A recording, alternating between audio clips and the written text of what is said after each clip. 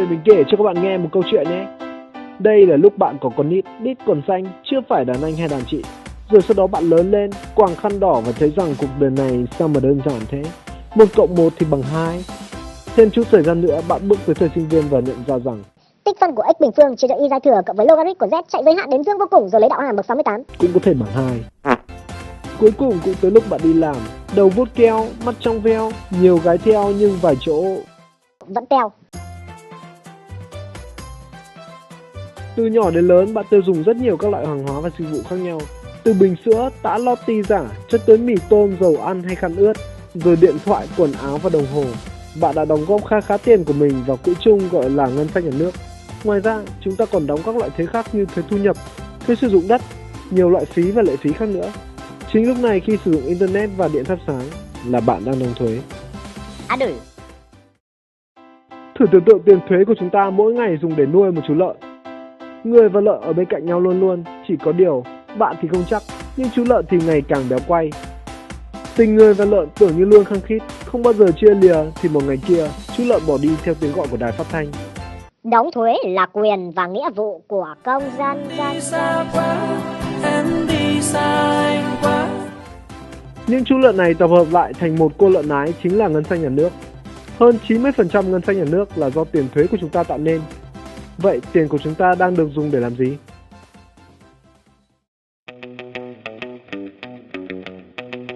Thuế là sản phẩm tất yếu từ sự xuất hiện của bộ máy nhà nước. Thuế ra đời đầu tiên tại Ai Cập cổ đại, Pharaoh thích đánh thuế lúc nào thì đánh.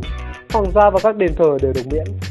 Trong lịch sử nhiều quốc gia, thuế chủ yếu được dùng để đắp đê, nuôi quân đội hoặc xây lâu đài để vua cho sướng. Qua quá trình đấu tranh hàng ngàn năm, tiền thuế đã được sử dụng nhiều hơn cho mục đích chung. Ngày nay, ngân sách nhà nước chủ yếu được dùng vào 3 mục đích, gồm chi thường xuyên, chi trả nợ và viện trợ và chi đầu tư phát triển. Một trong những mục đích quan trọng nhất của ngân sách nhà nước là để đầu tư phát triển các dịch vụ công nhằm phục vụ tốt cho nhu cầu của toàn dân. Là một công dân Việt Nam đóng thuế, bạn có quyền được hưởng các dịch vụ công như điện, đường, trường, trạm. Vì cuối cùng thì tất cả cũng là tiền của bạn mà thôi.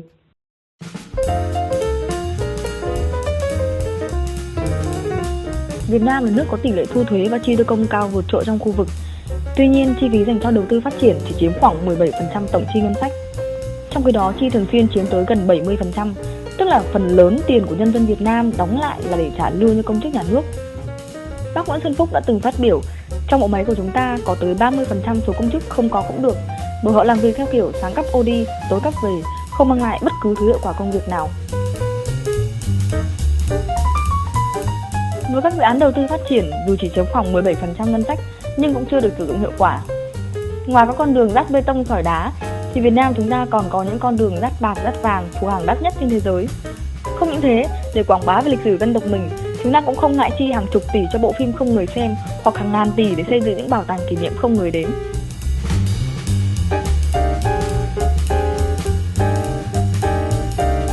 Hiện nay, kế hoạch sử dụng ngân sách nhà nước được đóng dấu mật trước khi phê duyệt.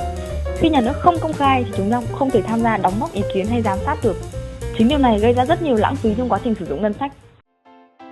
Vì thế, muốn ngân sách nhà nước được sử dụng hiệu quả hơn thì việc đầu tiên nhà nước cần làm là công khai kế hoạch sử dụng ngân sách nhà nước ở tất cả các cấp trước khi phê duyệt.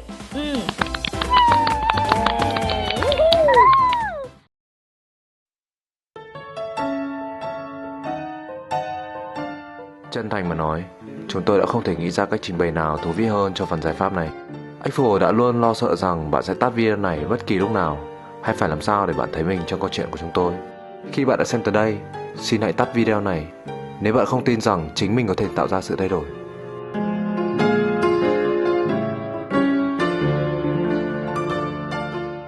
Nếu bạn vẫn tiếp tục xem, tôi hy vọng những lời sau không làm bạn buồn. Chính là bạn chứ không phải ai khác gây nên những lãng phí bất công cho xã hội. Bạn thờ ơ, vô trách nhiệm và cuối cùng bạn chẳng biết gì về quyền lợi của mình cả.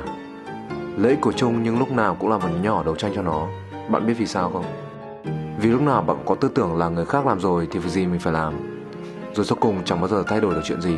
Vì đơn giản thôi, là người ta sẽ cười vào mặt bạn vì bạn dốt.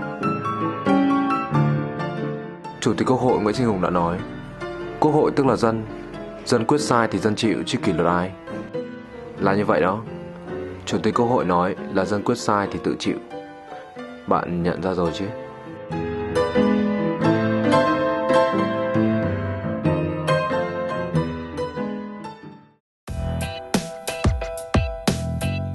kia người ta thấy chim và bắt đầu hỏi vì sao người không bay nhỉ? Thế là người ta phát minh là máy bay. Người ta thấy cá và hỏi tại sao người không lặn. Thế là tàu ngầm ra đời. Rồi người ta hỏi vì sao không công khai phương án phân bổ ngân sách nhà nước trước khi phê duyệt ở tất cả các cấp nhở? Và rồi Todokabi ra đời. Mà Todokabi là cái gì nhỉ? Todokabi là tớ đố cậu biết. Đây là một dự án của Apple nhằm thúc đẩy thông qua công khai phương án phân bổ ngân sách nhà nước trước khi phê duyệt ở tất. Thầy thì nói nhiều, chết.